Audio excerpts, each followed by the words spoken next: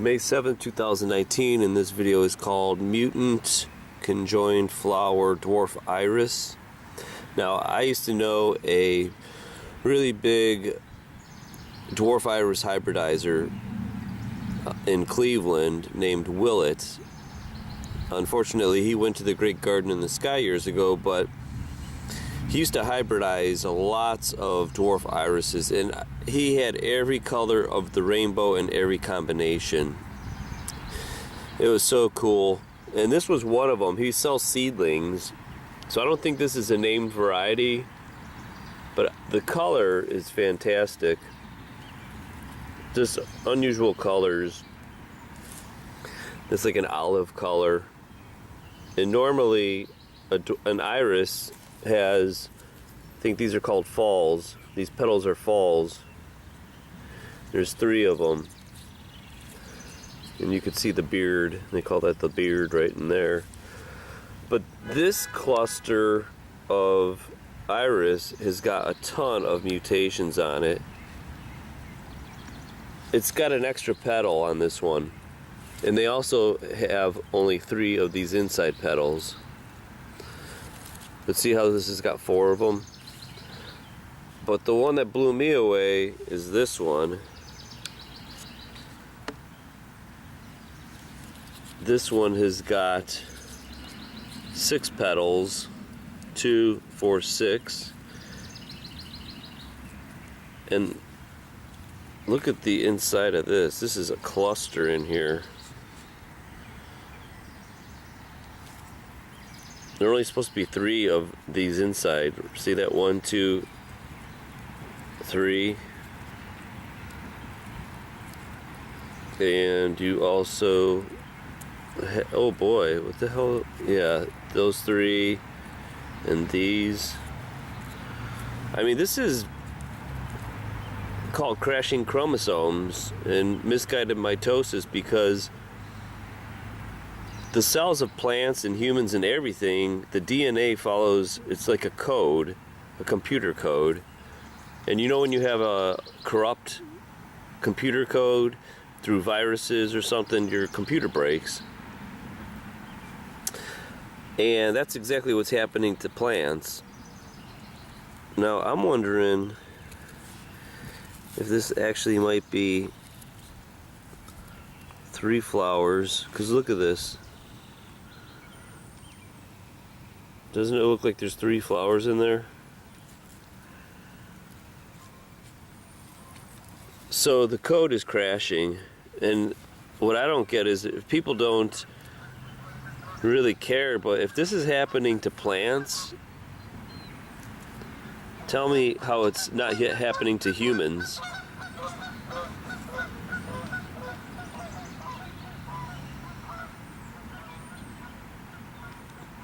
It's kind of like the pollen. I'm wondering if it's mutated pollen also. So once you have a bad gene out there, it just kind of spreads and it replicates, which is not good.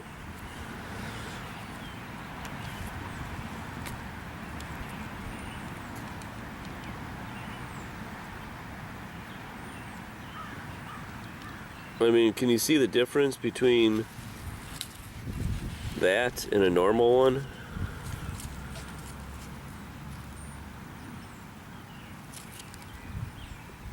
It's like I just go out every day and I'm not even looking for them. I'm just weeding the mutant garden and I'll just come across them. So there's probably more out here that I haven't found because I'm not really like going out and looking for them. I come across them. It's kind of exciting when you find one, because it's like, oh, hey, I found it, there it is. But it's kind of sad too, because you kind of realize that something's going down and these plants can't talk and tell us what's happening. This smells so good. It smells like candy. Not many bees out this year either. Alright, I'm going to show you more of these mutations on the same plant. Alright, here's the 3rd flower. This has got 4 petals.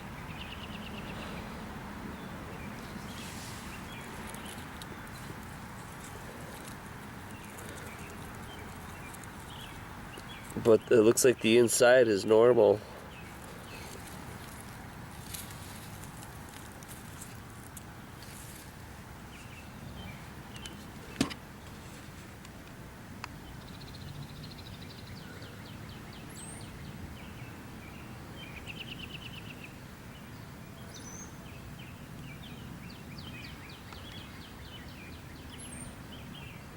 Here's another 4-petaler. It looks like this one just opened up.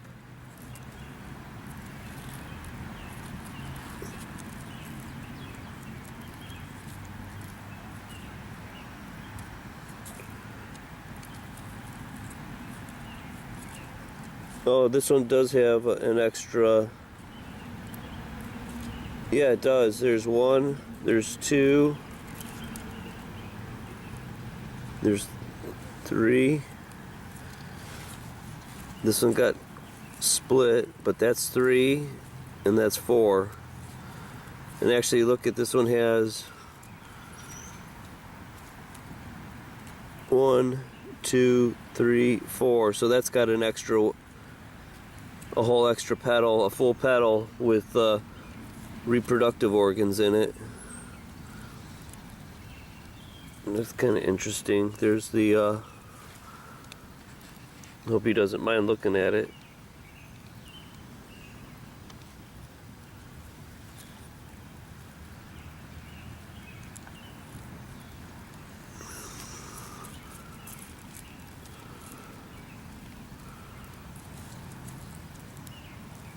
Maybe we'll find some conjoined stamens.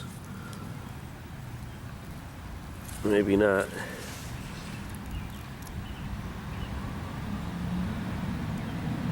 Maybe when it's hybridizing, maybe they're just inferior genes. I don't know, but it seems like with everything else mutating in the garden, that it wouldn't surprise me that if this is another genetic blasphemy, and that's what it is in the mutant garden. All right, I want to show you there's 7 petals. This one was hidden. Check it out.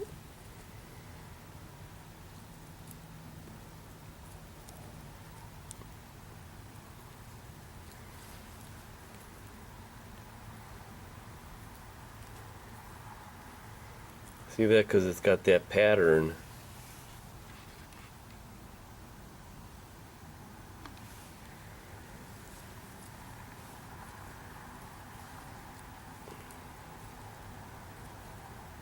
But it doesn't have the beard on it. It's almost a halfy. It's kind of like a mixture of the inner petal and the outer petal, because it's got the color of the inner petal, but it's got the pattern of the outer petal.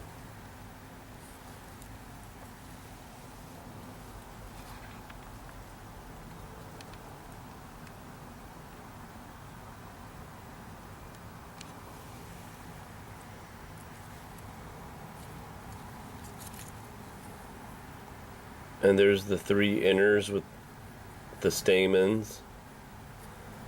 And actually, see, look, whoa, look at that. This is kind of wild. Those are supposed to be the 3, which got the stamens, but then these, there's 2 in here. The genetic code in this is so screwed up.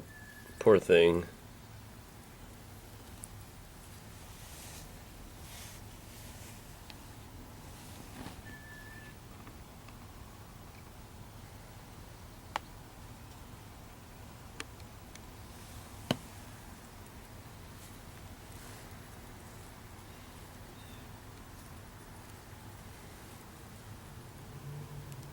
And I bet if you just took this thing apart, dissect it, you will find more abnormalities.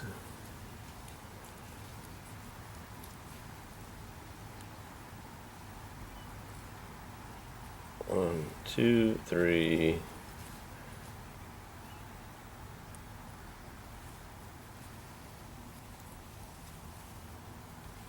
Oh well, welcome to the mutant garden. Now we can also have major changes or large-scale changes, and so this could occur during mitosis, it could occur during meiosis, but basically what we're doing is instead of losing one letter or one that could affect one gene, we could lose big portions of the chromosome and all the genes that are found within that. And so this would be a deletion where we're missing this huge chunk of the chromosome, which could be hundreds if not thousands of genes. Or this could be a duplication where we're duplicating a portion of that during the S phase. Or we could have an inversion where we're copying this, but it's being flipped upside down. We could also have an insertion where we're taking one chromosome and actually inserting that into another chromosome. That might seem crazy, and it's like we could never exist past that. But if you think about it, these genes have chromosomes, and so it doesn't mean that that individual is necessarily going to die. This could be during mitosis, and so it wouldn't be a very big deal at all. Or it could occur during meiosis, but we'd still have these genes that we need. So this would be an insertion, and then we could also have a translocation, where we're taking one chunk of this one over to here, and this one is back again. And so there's a ton of different mutations that we can have in the chromosomes, and that's probably how chromosomes came to be in the beginning. Some are good, some are bad, but they're all changes in the DNA.